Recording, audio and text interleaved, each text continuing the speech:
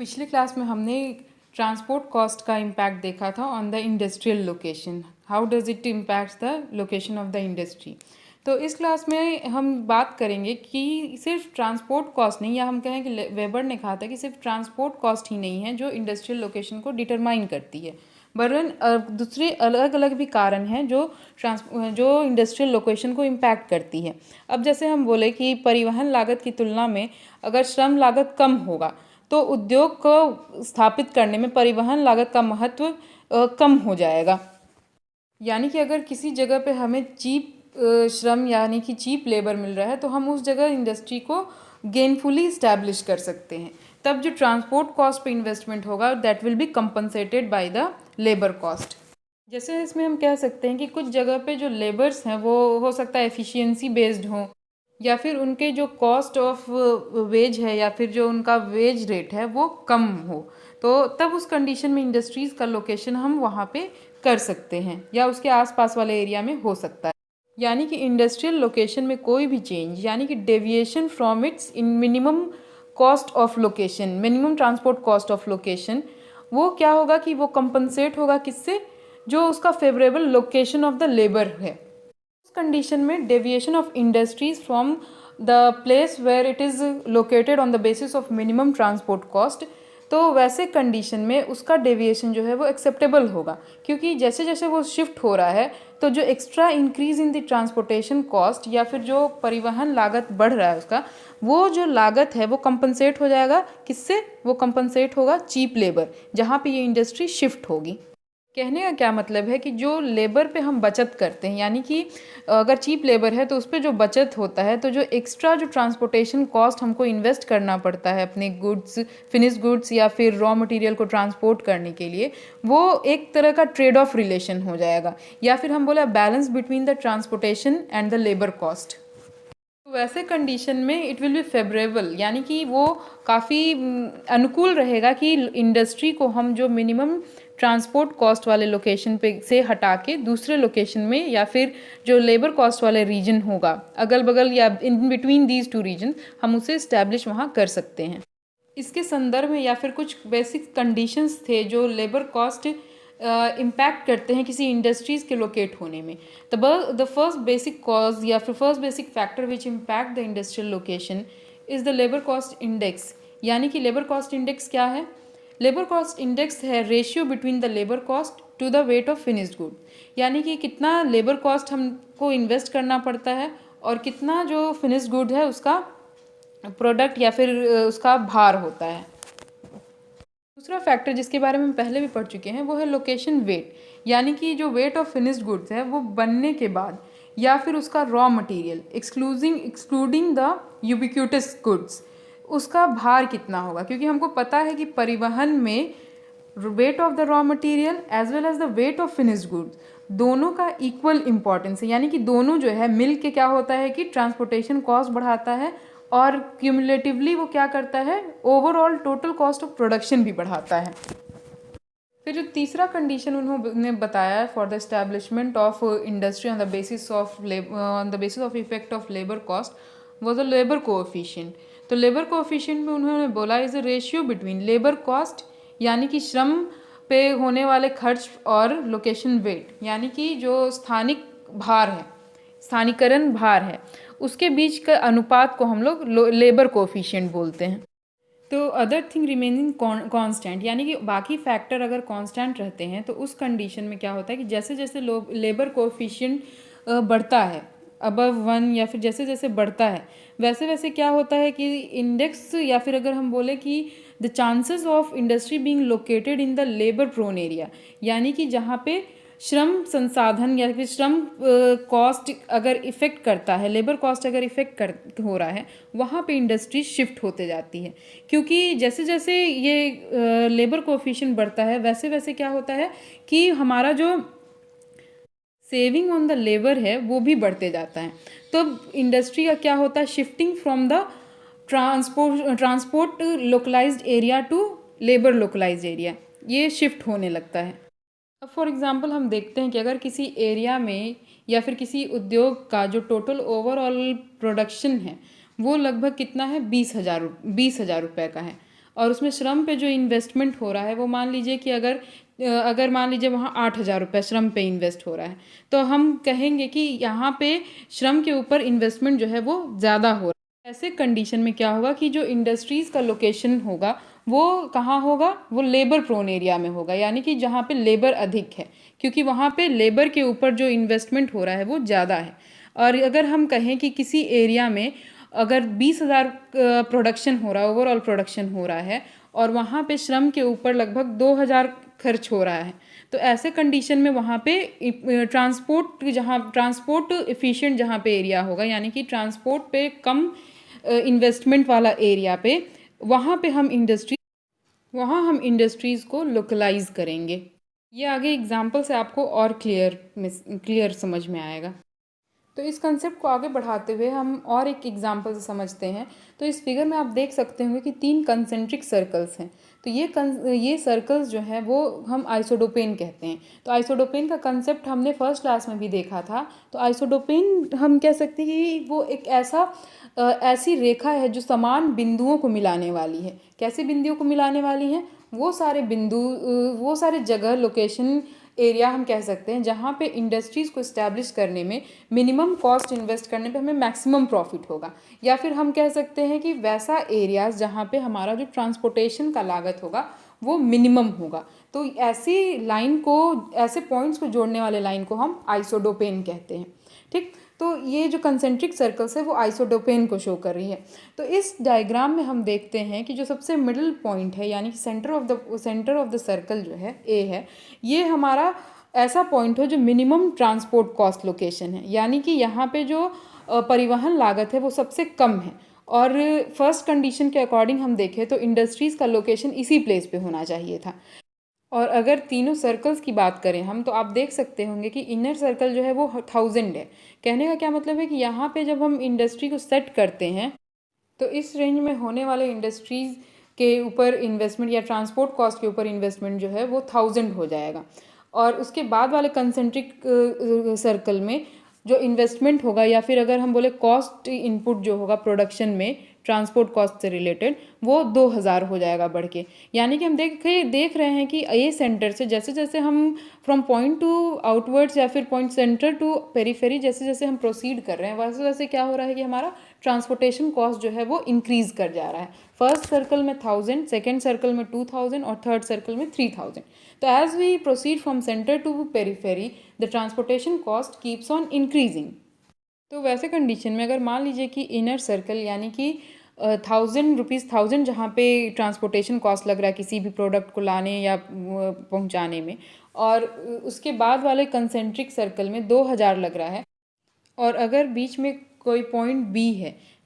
जिसको हम industrial location का एक अल्टरनेटिव पॉइंट मान सकते हैं, तो इसमें क्या होगा कि यहाँ पे अगर हम किसी प्रोडक्ट को, या अगर हम बोले कि 1 टन कोई प्रोडक्ट को ट्रांसपोर्ट करने में 2000 रुपया लग रहा है, और यहाँ पे हमको वहाँ इंडस्ट्री को इस्टेब्लिश करने के बाद ड्यू टू लेबर कॉस्ट अगर हम 2000 रुपये को बचा ले रहे हैं, यानी कि अगर यहाँ पे इंडस्ट्री लोकेट करने के लेबर कॉस्ट की वजह से जो ट्रांसपोर्टेशन कॉस्ट पे इन्वेस्टमेंट हो रहा है वो कंपनसेट हो जा रहा है, यानी कि नो लॉस नो गेन वाली कंडीशन जब आ रही है, तो हमें पॉइंट बी में इंडस्ट्रीज़ को लोकेट करने में कोई प्रॉब्लम नहीं होना चाहिए, क्योंकि जो एक्स्ट्रा ट्रांसपोर्टेशन कॉस्ट लग रहा है that will be compensated by the labour cost. तो ये पॉइंट बी जो होगा इसको हम लोग क्रिटिकल आइसोडोपेन के नाम से जानेंगे कि this is the point where we can effectively locate our industry.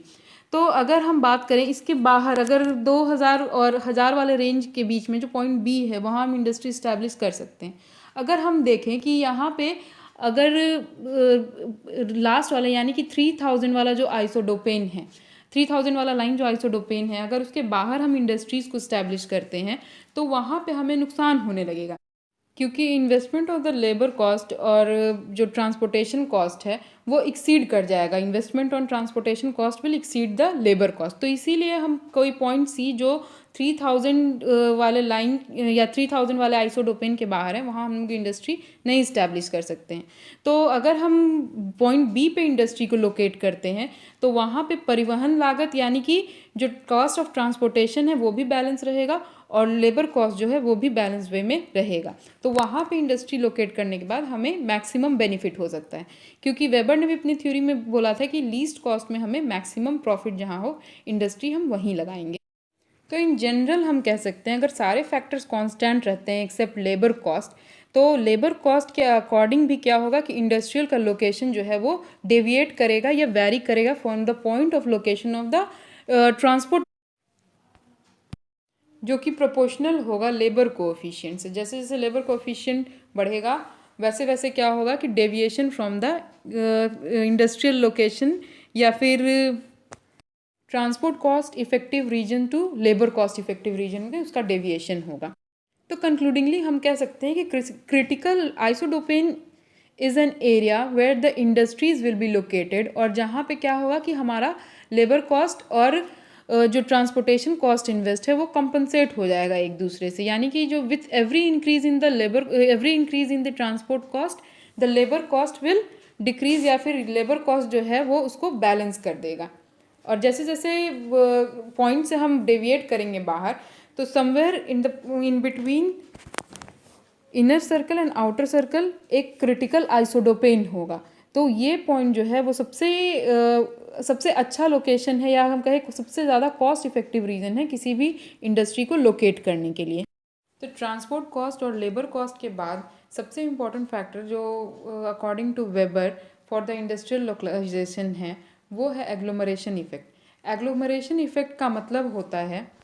कि एकत्रित होना। तो एकत्रित होने यानी कि एक जगह पे अवस्थित होना। तो वेबर ने माना कि समान प्रोडक्शन या फिर जिस